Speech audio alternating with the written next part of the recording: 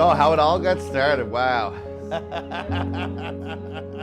My mom wanted me to go to university. I was the only boy of 7 kids. 4 girls went to university. 3 weeks in, I found out my girlfriend was pregnant, so quit. That was an excuse to go to university more than anything. I didn't want to be there. Anyway, went to Toronto and just got a job on a construction site, sweeping floors. And I you know what, I don't know. There was something in me about sweeping those floors. It was a 100,000 square foot warehouse.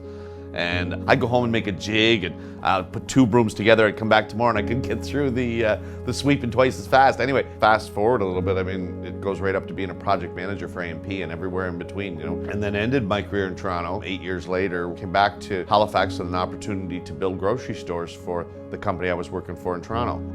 I met my first 2 partners, Bruce Mullins and Stan Carew. And Stan and I were actually friends and worked together, and Bruce was the client. We worked for Bruce building Loblaw stores.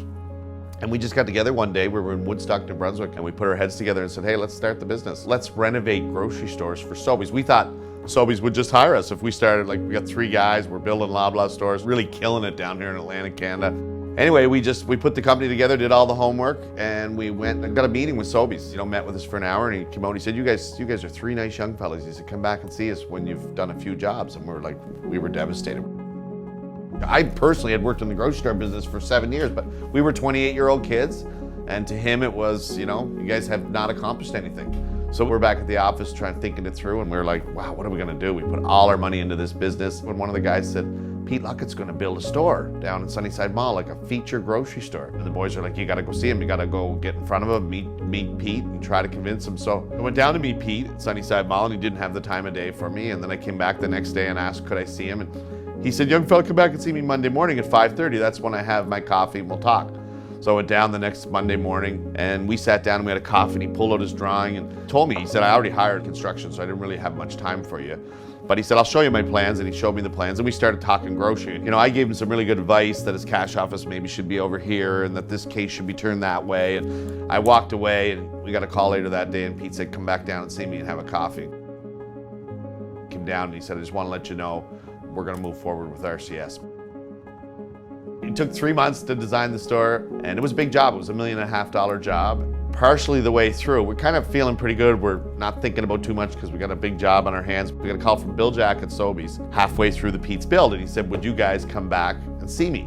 So we're like, what the hell is this all about? Bill said, look, we got a job coming up at Highland Square Mall. And he said, you guys want to be on the bid list? We got on the bid list, we won the job. However, to get started on the Sobeys job, we needed a certified check for $200,000 because we weren't bonded. We walk out of there with this crazy high that we got the Sobeys job, this crazy low that we don't have $200,000. And the boys, again, were sitting around the office, and the boys are like, you got to get a prepayment from Pete. So sure enough, I went down and saw Pete on a Saturday night, and I remember sheepishly sitting down and having a coffee. And then I said, Pete, any way you could cut us a check early on the job for $200,000 ahead of an advancement. And Pete literally reached in his pocket, he pulled out his checkbook, and he wrote a check. And I mean, that was a big moment for us, a big, huge break. We had the check down in Sobeys' office Monday morning, and we were off to the races.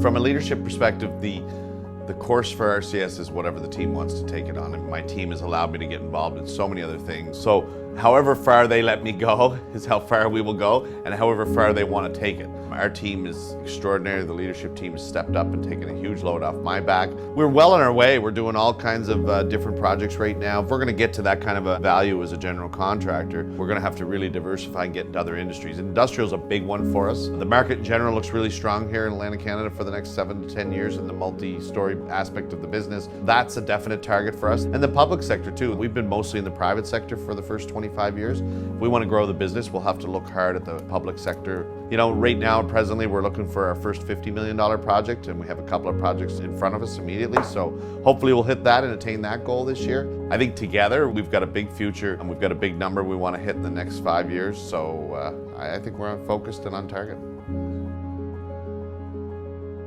Working with RCS is a little bit different from other companies because everybody here is passionate about what they want to do. They're passionate about wanting to be builders, and having somebody who understands that passion at the top of the chain and letting people do what they need to do to be successful is very important.